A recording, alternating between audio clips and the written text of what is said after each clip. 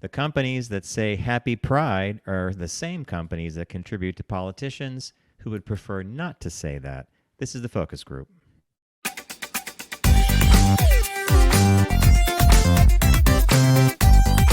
They're all business, except when they're not. It's the Focus Group with Tim Bennett and John Nash.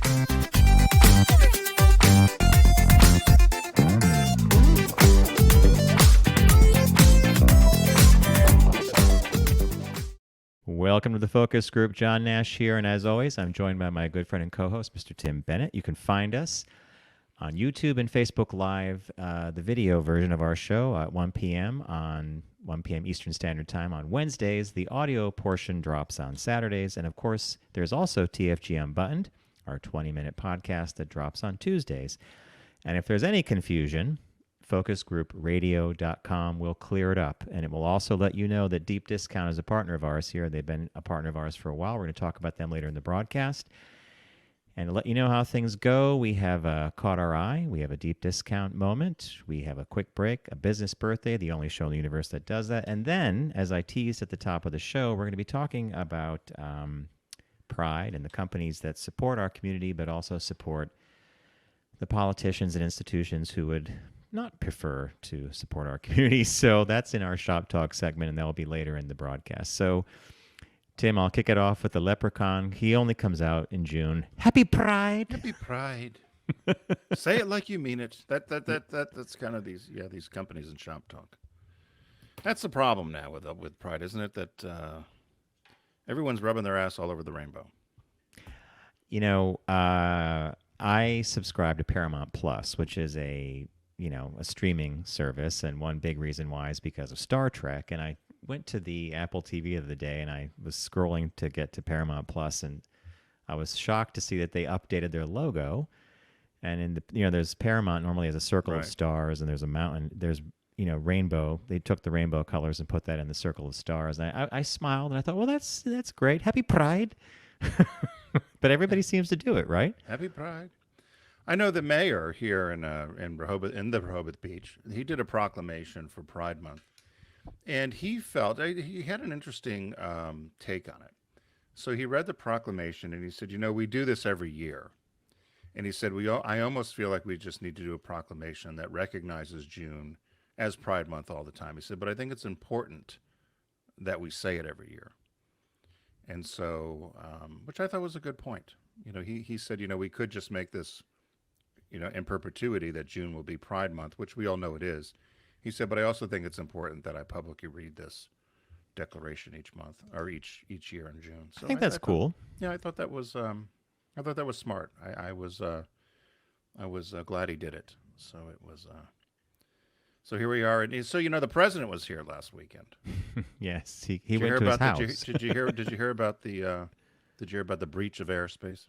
No. So it was Jill's birthday. So they're down here for her birthday. They come down for her birthday. They live about, I don't know, as a crow flies. You've been there. We've been by their house. Maybe it's a little less than a mile.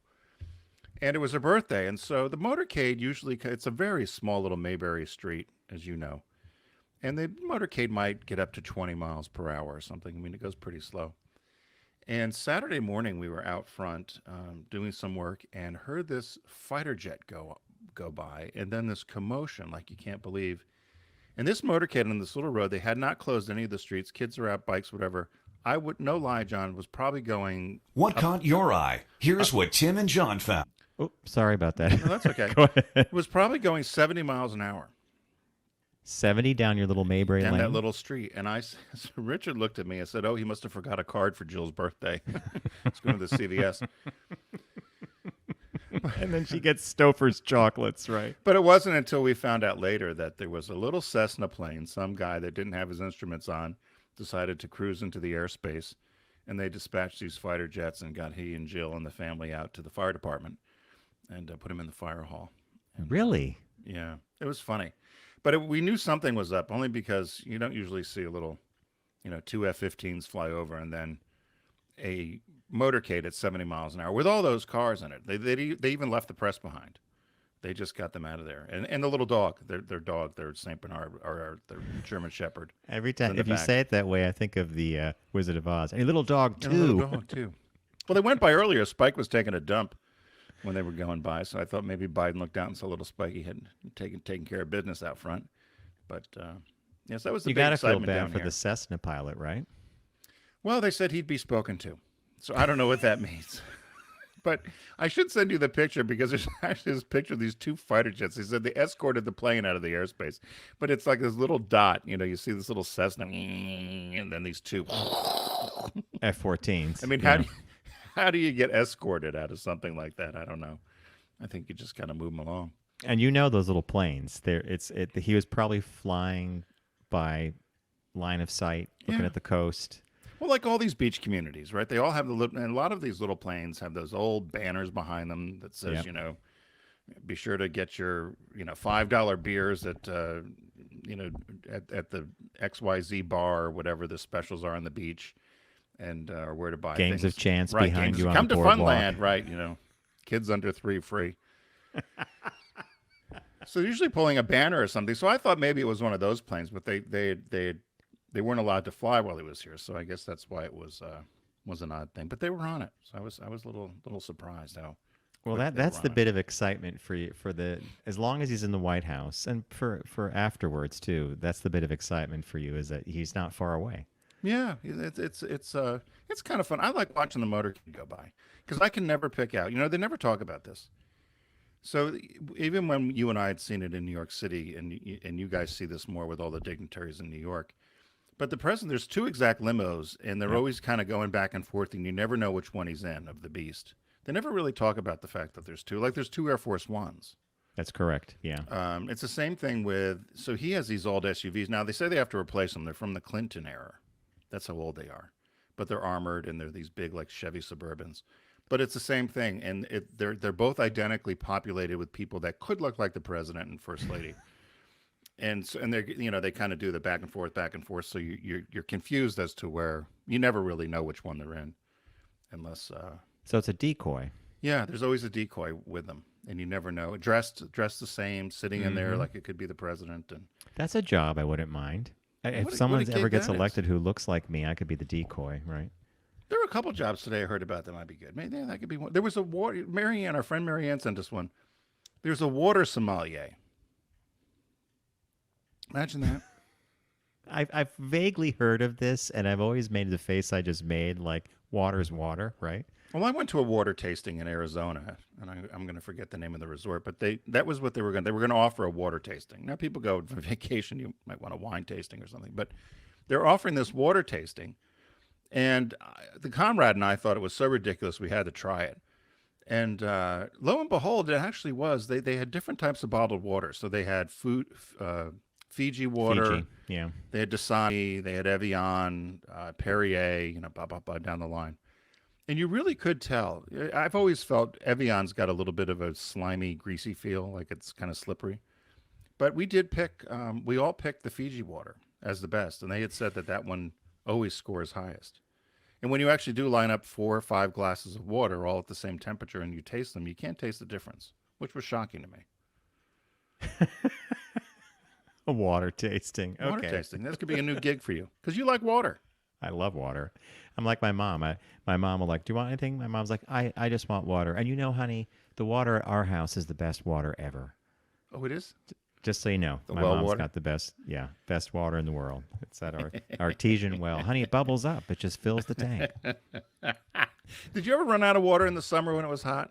No, never. You were lucky. So you didn't have town water then. You just had a No, well. no. We had a well, and she's not lying. When they tapped the well, You were lucky. and We when ran they out of capped water. it was a underground spring or something. So We used to run out of water quite a bit. We had to be very careful with water.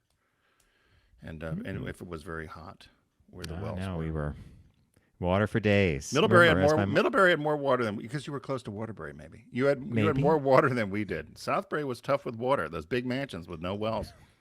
And just remember, you could come to my house and have the best water in the world. Next time you go up, I want you to get a jug. Actually, it's funny you bring this water thing up. On my bike rides upstate, one time I was with friends and we went by this part of we were going down a hill and there are all these cars parked by this little brook. And I said to my friend Heather, "What's going on?"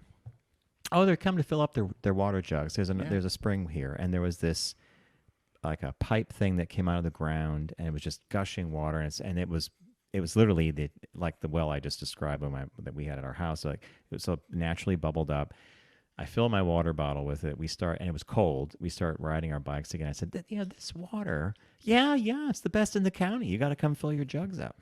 Yeah. So yeah, water has I guess water sommelier or water connoisseurs has a kind of a history, Listen, right? could be a new gig. Well, on that note, What caught your eye? Here's what Tim and John found. So in honor of Pride and the Leprechaun, I'm trying to Happy Pride. Happy Pride. Trying to pick stories all month long that relate to Pride, and there's certainly a lot of them. And for instance, indeed. yes. So the question is, are you two bottoms kind of guy or two tops kind of guy? And this is the question being asked by Burger King with their new Pride Whopper. So they've got a Burger King Pride Whopper that comes with either two tops or two bottoms. Now, in the restaurant industry, it's called a crown and a heel. But they're Really, I just thought it was the top of the bun and the bottom of the bun, right? yeah, well, they're doing tops and bottoms, but apparently it's the crown and the heel. And but so if you're watching along on our video, you'll see the picture John has posted of the Whopper with either the two tops or the two bottoms. And so this is Welcome to Pride Month 2022. We finally have same-sex cheeseburgers. Somebody wrote this. Oh my God! just I'm what we so needed. glad you brought this up because I was wondering when are we going to have a same-sex When are burger? we going to have right? same-sex cheeseburgers? It wasn't until 2022. Thank you to Burger King. But Burger King Austria, which is even more intriguing. So they released this Pride ad this week, and it shows the new Pride Whoppers. And they said it's the first time ever that they've used same-sex buns. You can't even read this. And you can ask whether you get your Whopper, whether you either want two top buns or two bottom buns. And they said they provided these two matching buns for equal love and equal rights. And so somebody tried to translate. Someone said they thought this was a joke, but they actually tried to translate the German that was written on the wrapper. And it loosely, with the English translation, was, with two equal buns for equal love and equal rights, we set an example for the equality of all identities and sexual orientations. A little twist meant to put a smile on our faces and remind us to treat each other with respect and peace, no matter who you are and who you love. So then this writer of the piece then asked whether the buns were lesbian or not. He wanted to know if they were doing anything for the lesbians versus top or bottom. And they said, are the two bottom ones gay men? Are the top ones lesbians? What about a fish sandwich? Could that have been for the bisexuals or the trans people? They didn't quite know. They didn't go that far. They're just doing these two buns with the top and the bottom. So they said that Burger King has always done some unexpected support to the LGBTQ community. In the U.S., they have a Pride Whopper, but it's just simply a Whopper wrapped in a rainbow wrapper. Mm-hmm. And it says, we are all the same inside. 2 years ago, they said Mexico's version celebrated Pride Month by changing their logo to Burger Queer. Seriously? Now, I think it would have been better to do Burger Queen. But isn't there Totally a restaurant agree. chain called Totally Burger agree. Queen? Yeah, instead of King, Burger Queen. They also did in 2019, Burger King also did a European bear couple that was married with a Whopper diamond. I didn't quite understand what that was. And then there was a follow-up with a Super Bowl ad with Andy Warhol. That was a shout-out. I don't remember that Super Bowl Neither ad, do you? I. No. And then they said in 2014, the San Francisco Burger Kings sold Whoppers with rainbow wrappers that said, we are all the same inside as well. So they say if you're lucky enough to be in Austria, you can get your Pride Whopper at any Burger King, available until June 20th. So head over It's to the Burger kind King. of memento that doesn't last too long. You got to eat it, right? Yeah, it's a gimmick. So they didn't really have to do too much. It's a fun. I think your gimmick was actually smarter and would definitely make people laugh, the Burger Queen thing. But I could see how internally they would sit around and say, well, can we say that? Can we do that? Are we including everybody, right? Yeah, there you go. So what caught your eye? What caught my eye, I got a note from friend of the focus group, Uh-oh. Rich Kiamko. Do you remember Rich? Oh, yeah. Comedian? He's going to be profiled in a special, and the headline reads: "Gay New York City comedian Rich Kiamko shares struggles on stage." So he's going to be focused. He's one of the people that they're profiling in a show called "Our America: Who I'm Meant to Be" on local ABC stations. Also, you can stream it on Fire TV, Android TV, Apple TV, and Roku as well. I'll read there. It's a short article. I'll read it. The first time comedian Rich Kiamko stood on stage and tried to make a crowd of people laugh, they ran him off the stage. He said, "I have a traumatic memory." He was just a teenager. It took him 20 years to return and make a career out of comedy. The first paid gig I had back in the day, the guy said, get off the stage, you F word," and the whole room started chanting it. The word they were chanting, a derogatory word for being gay, so they were probably saying the word faggot. "There's a freedom in laughter," said Kiamko. "We can take something really painful and flip it and transform it." He's an openly gay Filipino comedian who lives in New York City. He's been on our show a couple of times back when we were on Sirius XM. Great guy. I have not seen him do stand-up, although he for a while there, before pandemic, he was doing a lot of stand-up. He uses his life experiences as part of his comedy act as he regularly performs across the city. "Everything I've joked about was probably really painful when it first happened, but being able to laugh is like turning it around. That's the payoff."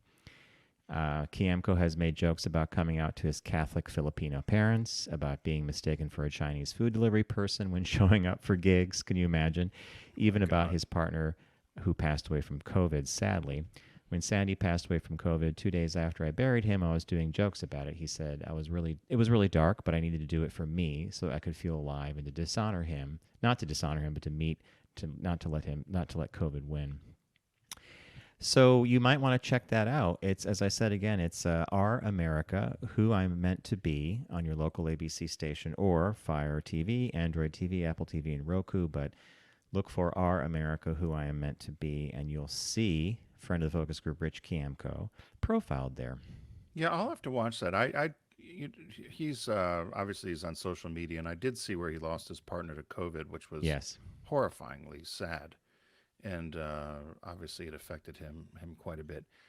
He was always very. I'm surprised he would have been rattled on stage because when he was with us, he was pretty on the ball. Oh yeah. You know what Well, I mean? this was his early, like rattled on stage, I believe, was his his Right. first times on teenager years, right? You know, it reminds me of a little bit as well of Judy Gold in that Yes. a lot of what informed them and a lot of the humor they would talk about growing up and Judy being her kind of Yenta Jewish mom and Rich about his Filipino experience and in the U.S. And I know Judy's mentioned, I'm sure Rich does as well, is that that humor now sometimes is difficult for them Mm-hmm. to use on stage because people have become, I'll use the word no one wants to talk about, woke, right? So you're not, oh, you shouldn't say that. You're not allowed to say that. And so I'll be curious to see how he addresses it. So I'll definitely tune into that. You know, and Tim, that's a fascinating point because so much of, in my opinion, and we'd have to have Rich on to talk about this because we actually should in the future because I would love to know how you go about constructing a new set of material. When for years, part of the material was your ability to kind of play with yourself or your Right. background and have fun with it on some levels, but also use it as a teaching moment. Is that what you're getting at? Like you can't say certain things anymore?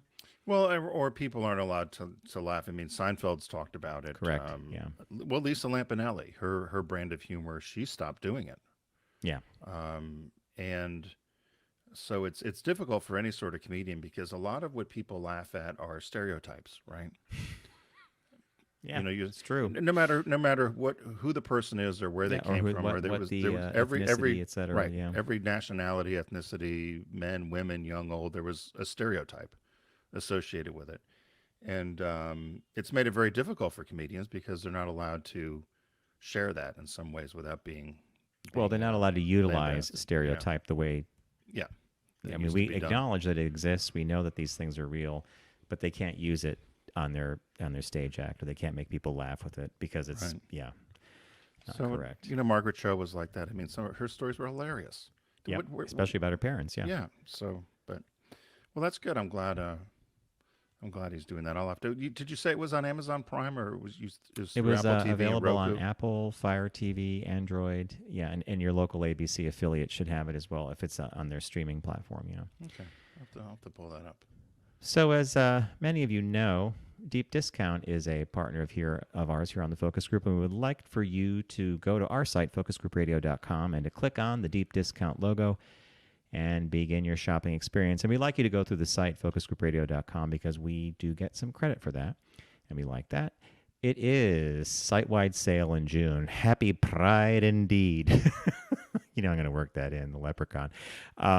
Site-wide sale is a great month to pick up titles that you may have wanted to wait on. There's some great discounts, and they have an incredible library. So without further ado, I'm going to say let's see what Tim picked.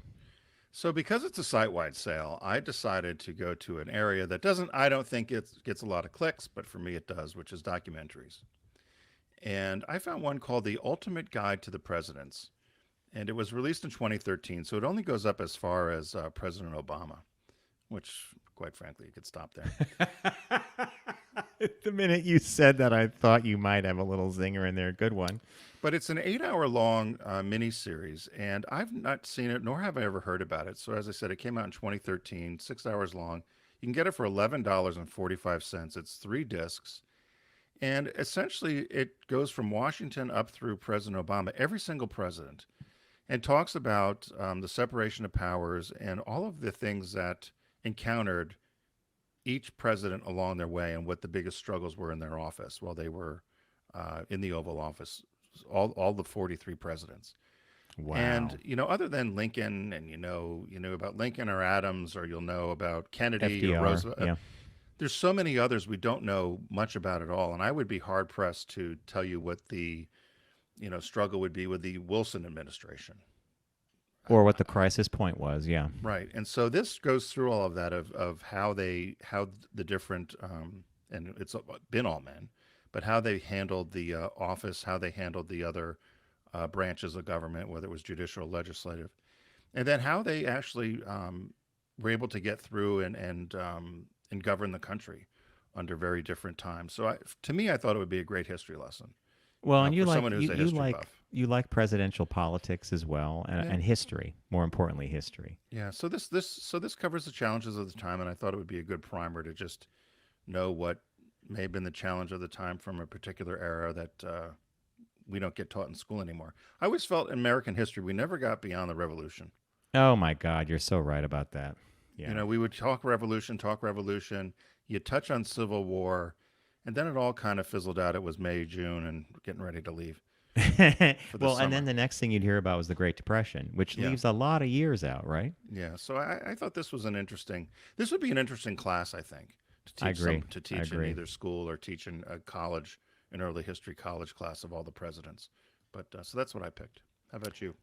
Well, I picked something that I consider to be an historical document, not on the level of this, and you'll know what I mean when I click on this, but I want to recommend people pick up the movie Paris is Burning. Oh. It's available from the Criterion Collection, which is an important thing to me because Criterion does a beautiful job with restoring the film and providing a lot of audio commentary and director's feedback. But the reason I'm recommending this is I recently saw this, and I saw the Criterion version of it, and it blew me away. It took me back to a time period which really wasn't that long ago. We're talking about the 90s, right? And it brought back this whole sense of the city was different, being gay was different, AIDS was prevalent, HIV/AIDS. And when you read the description, it's where does voguing come from and what exactly is throwing shade? This landmark documentary provides a vibrant snapshot of the 80s, the late 80s, through the eyes of New York City's African-American and Latinx Harlem drag ball scene. Made over 7 years, I didn't realize it was a 7-year production, Paris is Burning offers an intimate portrait of rival fashion houses from fierce contests to trophies to house mothers, offering sustenance in a world rampant with homophobia, transphobia, racism, AIDS, and poverty. And a lot of these names went on, like Willie Ninja, for example, went on to work with Madonna, I believe, Pepper LaBeija, Doreen Corey, Venus Extravaganza. So this is, for me, this is an interesting way of celebrating Pride, is to watch a movie like this, because there's so much more going on in the background. I mean, there's these drag balls they do, which are really elaborate, but there's the lives these people lead. Many of them, some of the the participants live on the street, which is not uncommon for gay youth to be homeless. So I think you do yourself a favor by getting Paris is Burning on the Criterion Collection out of deep discount, because as I said, Criterion does a great job. When was the last time you saw Paris is Burning, Tim? Oh God, quite a long time ago. It's revelatory. Bob and I, we were glued to the TV. It's like an hour and 15 minutes, maybe. It's not a hugely long, and in some ways, I view it as a documentary.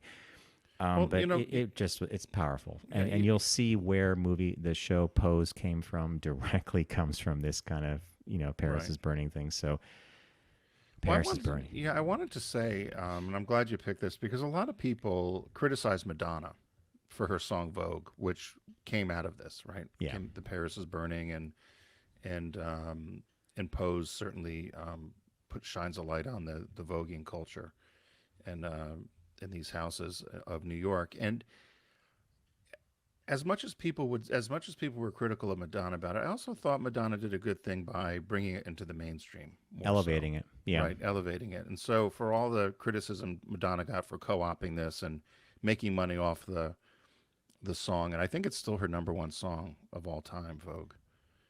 Wow, I could believe it, right? I still think, though, and it sounds, what is it, 30 years old now? It still sounds contemporary.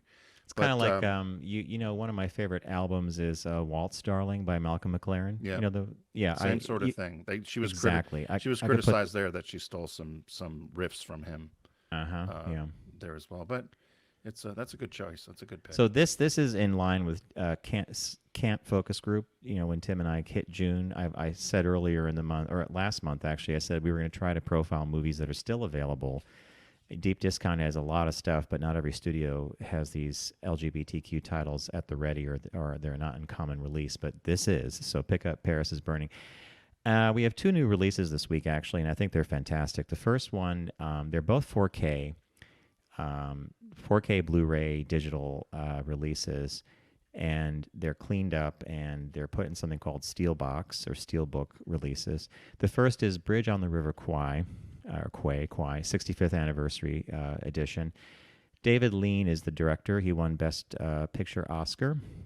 Wartime Adventure stars Alec Guinness. Fantastic role for him as a British officer who's captive in a Japanese POW camp and charged by his captors with overseeing the prisoners' construction of a railroad bridge. But escaped American sailor Commander Shears, played by William Holden, another great role, returns intent on destroying it. So this movie, about 162 minutes long, fantastic cleanup job they did on it. That's the first new release, Bridge on the River Kwai. Tim, would you say Kwai or Kwai? It's Kwai. Kwai. Bob always corrects me, Bridge on the River Kwai. This one I cannot mistake. The next one is one of my mom's absolute favorite films of all time, and that would be Lawrence of Arabia. And that's also a 60th anniversary 4K Steelbook edition, meaning it's 4K Blu-ray digital copy, totally cleaned up, beautiful new soundtrack and print. Another David Lean film, epic biography of British Army officer T.E. Lawrence, who helped unite and lead Arab rebels in their fight against Ottoman Turks during World War I. 7 Academy Awards were won, including Best Picture, and director Peter O'Toole made a lasting impression as the enigmatic Lawrence. It also co-stars Alec Guinness, Omar Sharif, Anthony Quinn, Jack Hawkins, Jose Ferrer, and Claude Rains. I love Claude Rains. So that's one of your mom's favorites, huh? Oh, this is one of my mom's favorites. And she could have a glass of our wonderful water while she watches Lawrence of Arabia, right? So, like, my life is perfect when I can have water from my well and I can watch Lawrence of Arabia, right? Oh, my gosh. I learned something every time with you. I didn't know the water was so great there. Yeah, all the years I'd gone up to your house in Middlebury, we could have water. Didn't have it. That's I've not seen. Gosh, it's been years since I've seen this movie as well. Lawrence of Arabia. Yeah. So it'd be. I'm glad that these are new releases. So hey, it's the huge site-wide sale. There's tens of thousands of titles in all categories, and I picked the Ultimate Guide to the Presidents. John had picked Paris is Burning as part of our Camp Focus Group recommendations, and the new releases this week are the Bridge on the River Kwai and Lawrence of Arabia. So head over to focusgroupradio.com, click on the Deep Discount logo, and start shopping away, and get Get those movies to add it to your collection and those documentaries. We're going to take a quick break. When we come back, we have our business birthday, and then we got a little shop talk, so stay tuned.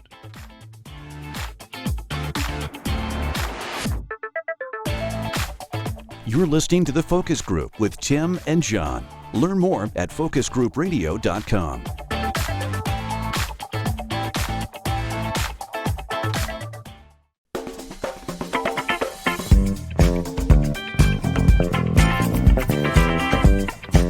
Now back to The Focus Group with Tim and John. Available pretty much everywhere.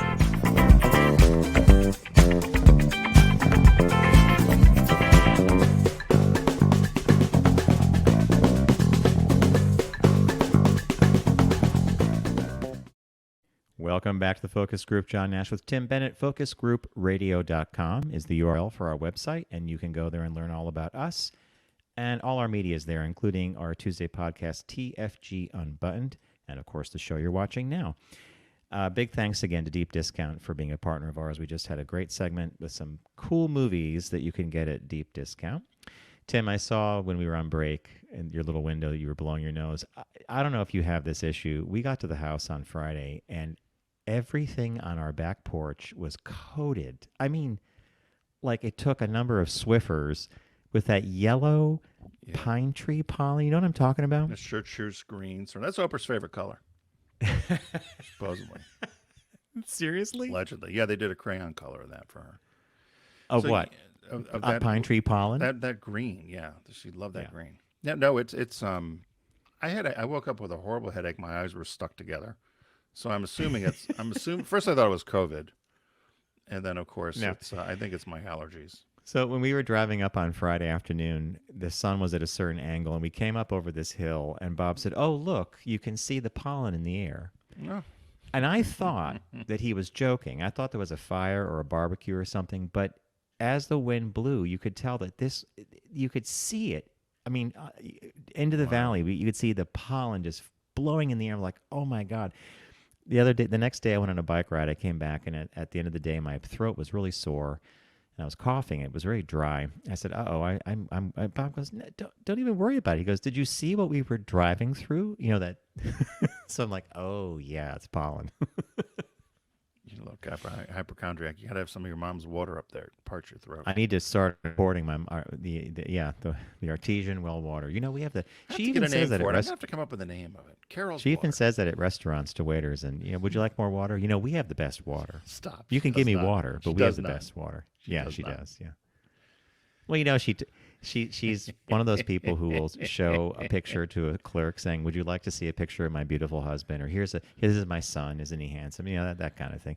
Would you like a taste of water? It's the best water in Connecticut. Yeah.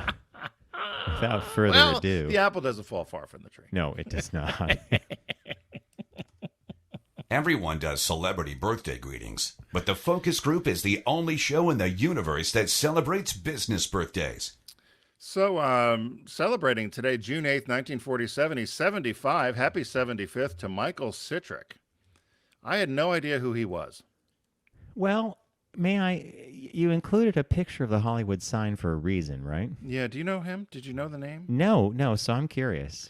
So this was one of these obscure birthdays that was buried in amongst what I would call the famous, but I was intrigued because I didn't know the name, and if you can make it onto this list of birthdays, I thought, well, I might as well check and see who he is.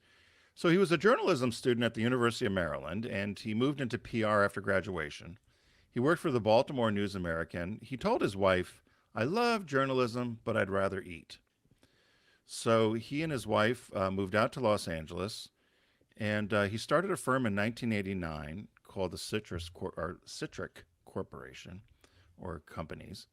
And so his specialty was he was known as Mr. Fix-It, or the Fixer, or the Spin Doctor, or the Spin Meister, or the Red Adair of PR firms. And he said it's easy. He thought to himself that as much as he liked writing, that it was easier to teach journalists PR than to teach publicists how to write. So he started this Citrick and Company and quickly acquired a reputation for pushing back against the press. And he used a lot of these strategies with journalists to try to help out the famous, hence the Hollywood sign. Ah, okay, So okay. he built his career on helping the rich and powerful deflect damaging headlines, known as the Fixer. And as I said, he also authored 2 books. One was called The Secrets to Save Your Reputation in the Age of Viral Media and How to Turn the Power of the Press to Your Advantage. So he's often hired by legal teams. And he said one advantage of being retained by lawyers for a client rather than them hire him directly is he's then technically a member of the legal team. And therefore he's protected by attorney-client privilege. And though he's not a lawyer, he certainly views himself as a litigator in the court of public opinion, and he charges heavily for his services. He used to represent Harvey Weinstein, Mm. and they got into a tiff about a bill. He said this was before he even got involved with his harassment claims, that they parted ways, and he dropped him as a client. And people thought he dropped him because of what's going on currently with Weinstein, but not the case. So what they've done. I'll go through the list of people he's represented in the scandals that were all pretty well known. He let's see, the other thing before I give you the names of the people he's helped. I've seen another company do this, a bank company in the New York, Philadelphia area. He believed spending money on PR, or he advocated spending money on PR, was far more effective than doing a marketing campaign, because he felt he could certainly change he can move public opinion and or change policy with good PR versus trying to spend millions and hundreds of millions of dollars in marketing. I don't know if I necessarily agree, but I think in some cases a good PR strategy is helpful. He represented Kelsey Grammer when he was accused of having sex with his underage babysitter. He helped Christian Slater when he was arrested on charges of assaulting his girlfriend, biting a man, and then tried to stop him from grabbing a police officer's gun. He helped Axl Rose in a paternity suit and also a battery case. He was retained by Halle Berry when she was in a hit and run, Naomi Campbell when she was accused of assaulting a housekeeper, Rush Limbaugh when he was arrested on prescription drugs, Paris Hilton for charged with smoking pot. He said he got away with it by saying she was charged with smoking pot on Tuesday night and Wednesday morning. He said to the papers, she absolutely did not smoke pot on Tuesday night or Wednesday morning, so who knows when she did. He didn't say she didn't. He just said she didn't do it then from when she was charged. He fought the New York Daily News when they reported that Kobe Bryant was flirting with somebody at a concert, Jay-Z concert, other than his wife. He, let's see, Chris Brown, Michael Vick, the dogfighting incident, Alex Rodriguez with the steroid scandal, R. Kelly, where do you begin? He represented the Catholic Church for the Los Angeles sex scandal, also the Kabbalah Center when they were suspected of being a cult, the Church of Scientology, ExxonMobil, Enron, you name it. He must have a ton of money, because when you think about all these people he represented, he helped Roy Disney oust Michael Eisner. He helped American Apparel oust some senior executives, and it goes on and on and on. That last one about Disney and ousting Eisner. I mean, you know that after Eisner left, that's when Disney aligned with Pixar. Right. And I mean, so this guy's like a fixer. Yeah, he's a fixer. He's got a large painting hanging over his desk, which depicts dozens or so people gathered around a barricade outside the O.J. Simpson trial. Wow. And he said the painting's not a memento. He said O.J. Simpson was one of the few potential clients that he publicly acknowledged turning down. He only turned down 2 clients in his life, O.J. Simpson and Michael Jackson. Really? Now, when you go through the list of everyone else, right? I mean, it's like, well, What's the criteria? what's the criteria? He said as his final thought was, I think people are going to realize that they're going to be held accountable for their actions in a way that they weren't before, when he was talked about what the future is for PR and with social media and whatever. So How long ago do you think he said that? He said it 2 years ago. He said, I think people are going to realize that they are going to be held accountable for their actions in a way that they weren't before. Mm-hmm. And he said, because, well, you've said it. You put something out there and it's there. It's there, yeah. Whether you think you deleted it, somebody may have copied it, somebody may still have it. I mean, we know Screen somebody grabbed who's it, out, yeah. right, who's out there doing work um, that's going to be there forever, right? I love the way you did that. Work. You might say you don't want to do it anymore, but it's there now. So It's there. Yeah. yes, you're going to be held accountable for your actions in a way that you weren't before. So happy birthday to Michael Citrick. That's a good 75. one.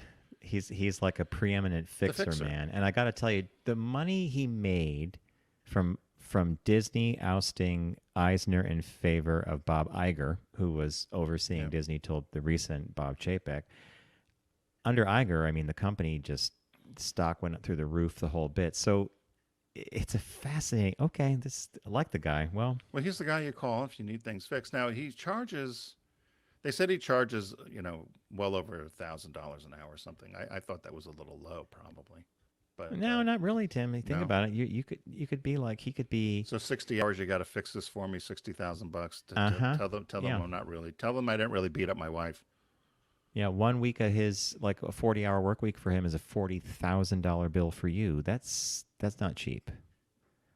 Oh, maybe we should go to PR. Yeah, I know. We keep saying we're in the wrong line of work.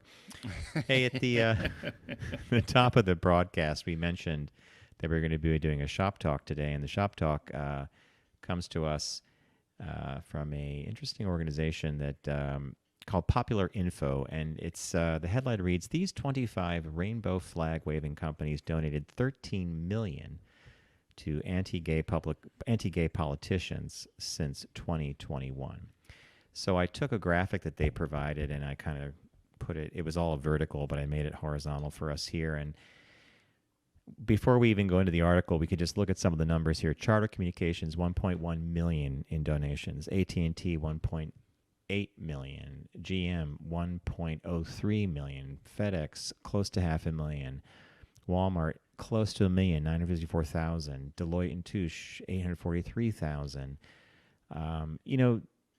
Before we dive into this, Tim has often said, and from a corporate perspective, that corporations donate equally to both candidates in a race because you never know who's going to be in the office that you need to work with for taxation or zoning or any number of issues. This one is an interesting kind of little oddball slap in the face, though, right? Because, yeah. Yeah, you're exactly right. Part of the philosophy with a lot of companies, and it's interesting, they go into detail on a couple of these, and a few of these companies had perfect scores with the HRC, Yep. or they had decent scores with the HRC, and so there's a flaw in their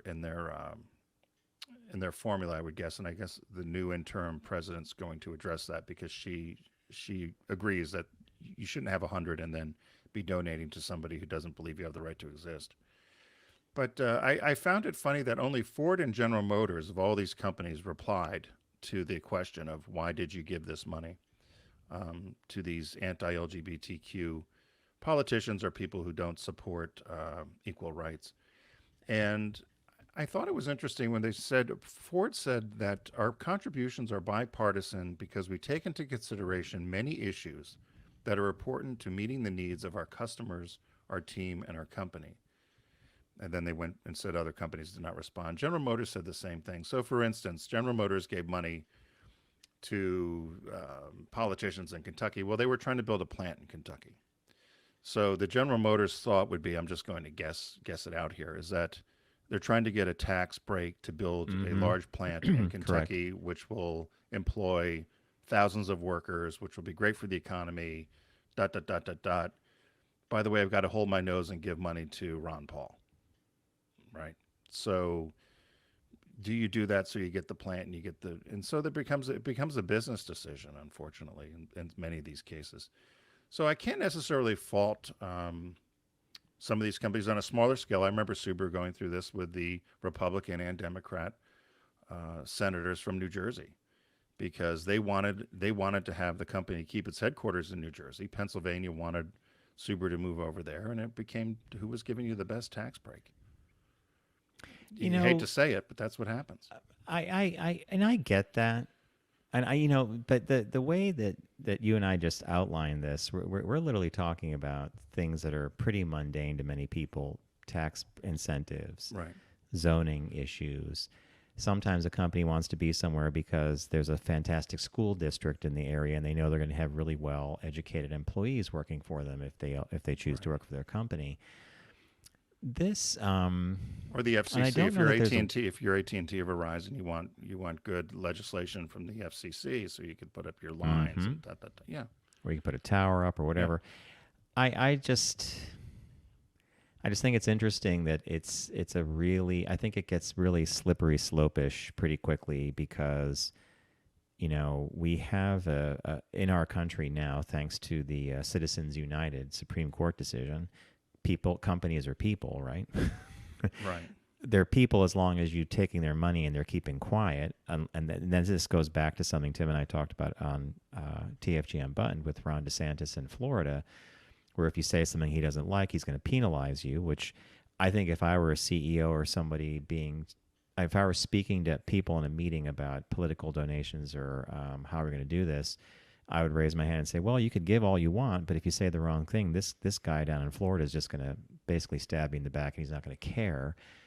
And let's be real, like, Disney, if you did just the research on how much Disney has contributed to political candidates in the state of Florida, you'd be amazed at how much money they've dumped into the Florida coffers there. And yet they could be put on the end of a spear tip and, basically pilloried for rightfully claiming that their employees are pissed off about a law that they're going to enact in Florida. So it's a very weird thing, don't you think?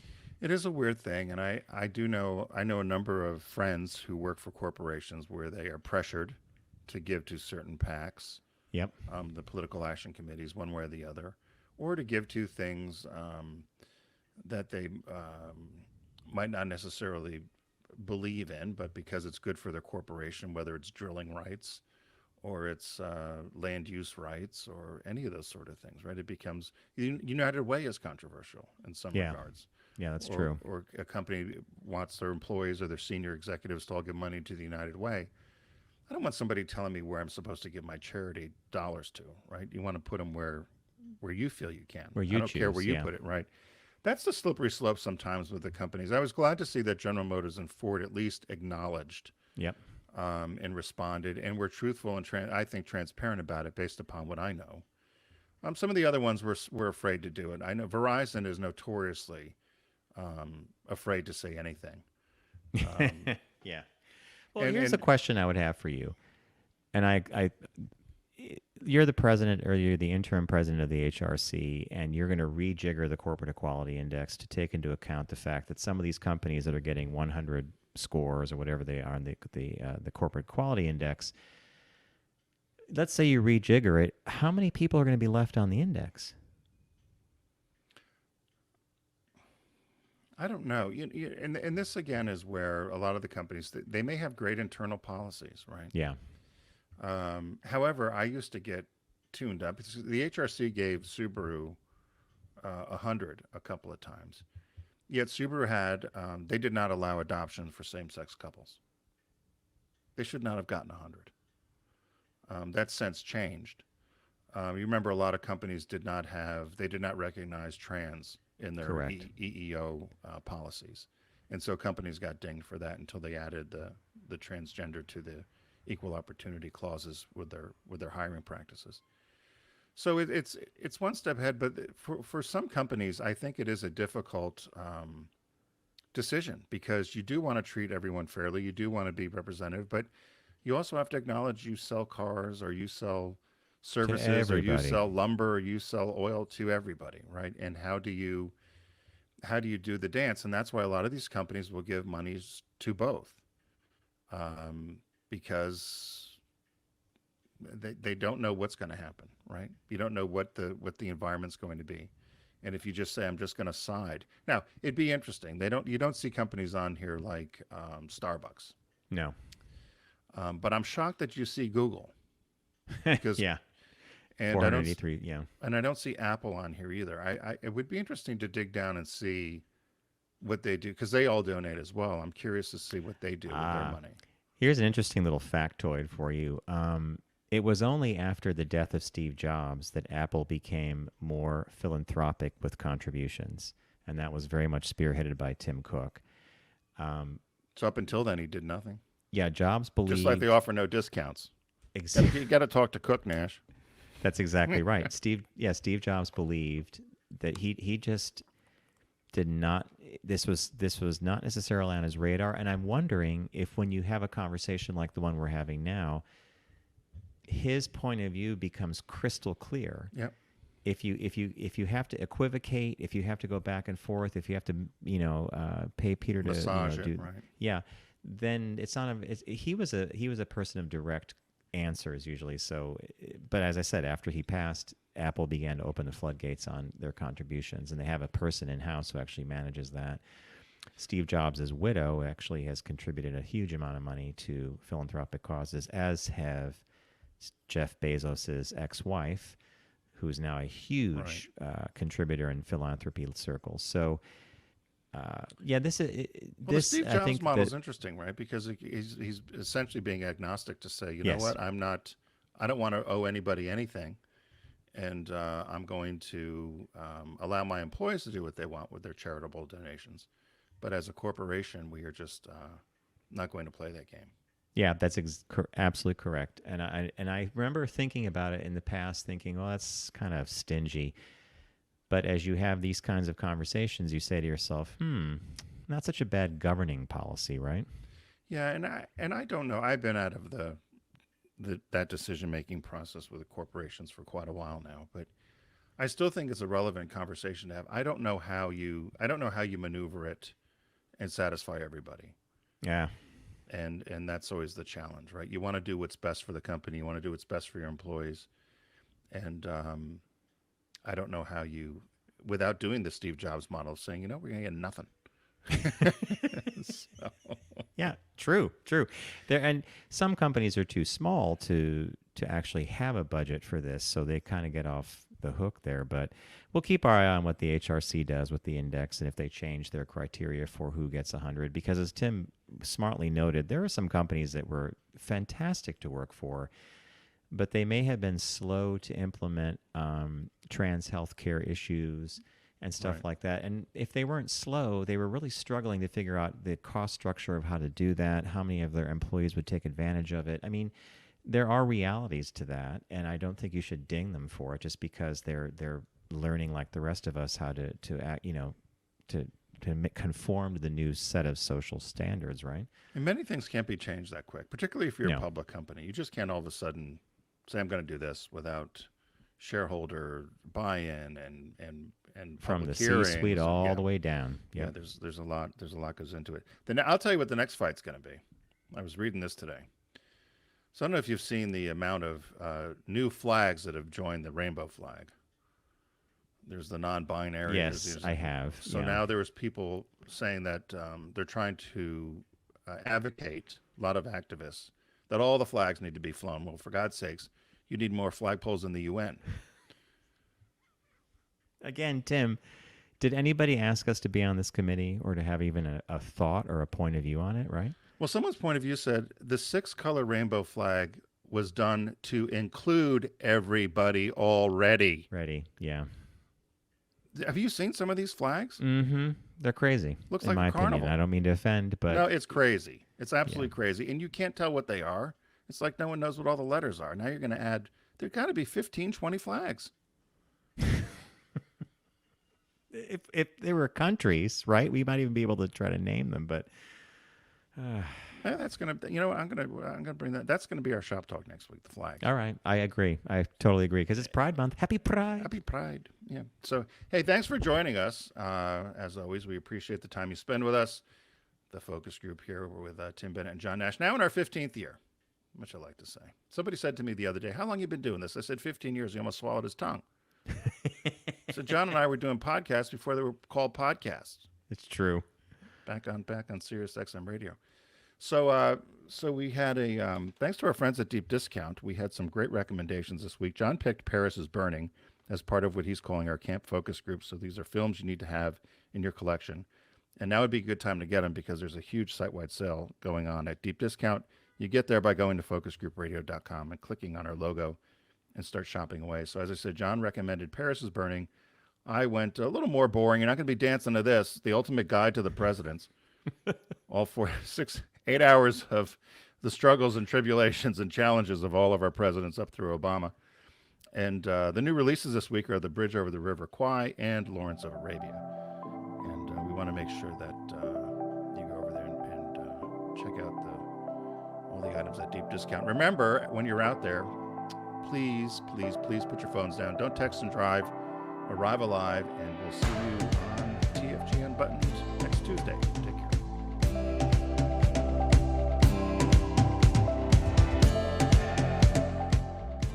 It's The Focus Group with Tim Bennett and John Nash. Accessible on all platforms. Subscribe, like, and rate us on your platform of choice. Learn more at focusgroupradio.com. That was a stunning focus group.